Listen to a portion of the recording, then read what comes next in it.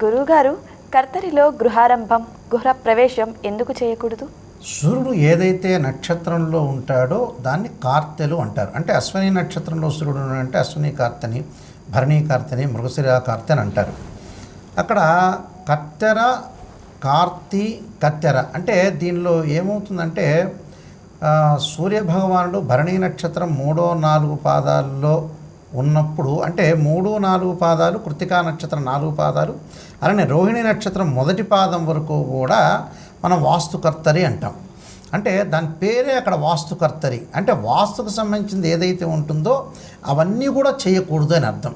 అంటే ఒక గృహప్రవేశం చేసేటప్పుడు మొట్టమొదటగా గుమ్మడికాయతోటి కొబ్బరికాయతో ప్రారంభం చేసి, అంటే గుమ్మానికి పూజ చేసిన తర్వాత లోపలికి వెళ్ళిన తర్వాత దేవుడి పటాలు అవన్నీ తీసుకుని వెళ్తారు. వెళ్ళిన తర్వాత ప్రతి గుమ్మానికి కొబ్బరికాయ అనేది కొడుతున్నారు. అలానే దేవుడి పటాలు పెట్టడం వాస్తు పూజ చేస్తారు. అంటే ఏకాశత పదవాస్తు అంటారు. అంటే వాస్తు పూజ అనేది చేస్తారు. చేసిన తర్వాత ఇక్కడ ఈ వాస్తు కర్తర్లో ముందు ముఖ్యంగా వచ్చిన విషయం ఏంటంటే భరణీ నక్షత్రం 3-4 పాదాల్లో ఉన్నదాన్ని డొల్లు కర్తెర అంటారు. తర్వాత కృత్తికా నక్షత్రానికి సంబంధించిన అధిపతి రవి. అక్కడ ఆ కృత్తికా నక్షత్రానికి ఇప్పుడు కొన్ని నక్షత్రాల కొన్ని అధిపతులు ఉంటారు. అక్కడ భరణీ నక్షత్రానికి శుక్రుడు అయితే కృత్తికా నక్షత్రానికి రవి, రోహిణి నక్షత్రానికి చంద్రుడు. అక్కడ కృత్తికా నక్షత్రం రవికి సంబంధించిన నక్షత్రము, అలానే దానిలో అగ్నికర్తర్ అనేది ఏర్పడుతుంది. అంటే ఆ సమయంలో మనకి ఏదైనా సరే ఈ కర్తెరలోనే మనకి ఎండలు బాగా ఎక్కువగా ఉండటం ఒకటి, అలానే రోహిణీ కార్తెలు, ఇలాగా ఎండతో కూడినది. అంటే కృత్తికా నక్షత్రానికి రవికి స్వనక్షత్రం అంటాం కృత్తికా నక్షత్రం. ఈ నక్షత్రంలో ఇప్పుడు కూడా వాస్తుకర్తెరని చెప్పారు కాబట్టి అక్కడ వాస్తు సంబంధించినవి ఏవి కూడా చేయకూడదు. అంటే ఎలా ఉంటుందంటే ఎందుకు చేయకూడదనే కారణం కూడా ఒకటి ఉంటుంది. అంటే ఆ సమయంలో చేయటం ఆ కాలానుగుణంగా కూడా కుదరదు అని అర్థం. అంటే కొంతమంది ఎండలో నిలబడలేకపోతారు, ఎండలో చేయలేకపోతారు. ఆ స్లాబులు కానీ ఇవన్నీ కూడా పనికిరావు అని ముందు జాగ్రత్త చర్యగా మహర్షులు కొన్ని చెప్పారు. అంటే గడపకు పసుపు రాయటం దగ్గర నుంచి అన్ని విషయాలు కూడా మహర్షులు చెప్పారు. అంటే వాస్తుకర్తలు ఎప్పుడూ కూడా అవన్నీ చేయకూడదు.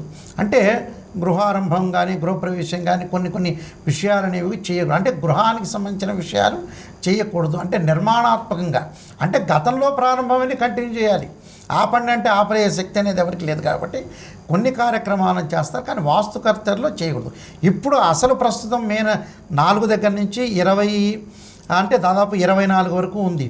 అంటే దాదాపుగా 20 రోజులు మౌఢ్యాలు వచ్చినాయి, కర్తర్లు వచ్చినాయి. కాబట్టి ఇవన్నీ కూడా ఇంకా చేయక్కర్లేదు అని అర్థం. చేయకుండా ఉండటం అనేది మంచిది. ఎందుకంటే పంచాంగ గణన సిద్ధాంతంలో దృక్ సిద్ధాంతం, అంటే దృక్ అంటే ఏంటంటే కంటికి కనిపించేది. అంటే ఇవన్నీ కూడా నక్షత్రాలు కానీ యోగాలు కానీ కరణాలు కానీ ఏదైనా సరే ఒక ఎఫ్మిరీస్ ద్వారా క్యాలిక్యులేట్ చేస్తారు. అంటే చంద్రగ్రహ స్ఫుటం, రవి స్ఫుటంతో క్యాలిక్యులేట్ చేసే మౌఢ్యాలు కానీ ఇవన్నీ కూడా శాస్త్రం ఆధారంగా మన కంటికి కనపడాలి. అంటే సైంటిఫిక్ పరంగా ఉండాలి. దృగ్గోచరం అంటారు, దృగ్గణితం అంటారు. అందువల్ల కంటికి కనపడే విషయాలని మనం ప్రామాణికంగా తీసుకోవాలి. ఈ మౌఢ్యాల్లో చేయకూడదు. అంటే మౌఢ్య దోషం అంటారు. దోషం అంటేనే ఇంకా దోషం అని అర్థం. అది ఇక దానికి చెప్పాల్సిన పని లేదు. అక్కడ వాస్తుకర్తెర అంటారు. అలానే అగ్నికర్తెర అంటే డొల్లు కర్తెర అంటారు. డొల్లు కర్తెరేమో రెండవ భాగంలో, ఫస్ట్ భరణీ నక్షత్రం 3-4 పాదాల్లో ఉంటుంది. అలా నెక్స్ట్ వచ్చేటప్పటికల్లా మన కృత్తికా నక్షత్రం రవి సంబంధించిన నక్షత్రం కాబట్టి దానిలో ఎట్టి పరిస్థితుల్లో కూడా ఇవన్నీ చేయకూడదని మనకి ఏదైతే ముహూర్త గ్రంథాల్లో చెప్పబడిందో, ముహూర్త చింతామణిలో కానీ ముహూర్త మార్తాండలో కానీ ఏవైతే జ్యోతిష్య గ్రంథాల్లో కానీ, అంటే జ్యోతిష్య గ్రంథాలకు సంబంధించిన గ్రంథాలు సపరేటు, ముహూర్త గ్రంథాలు సపరేట్ ఉంటుంది. అలానే మంత్రశాస్త్రానికి సంబంధించిన గ్రంథాలు సపరేట్గా ఉంటాయి. అలాగే ఏదైతే గ్రంథాల్లో ప్రామాణికంగా ఋషిప్రోక్తమైనవి మంచి శ్లోకాల ఆధారంగా ఉన్న వాటిని మనం గ్రహించాలి.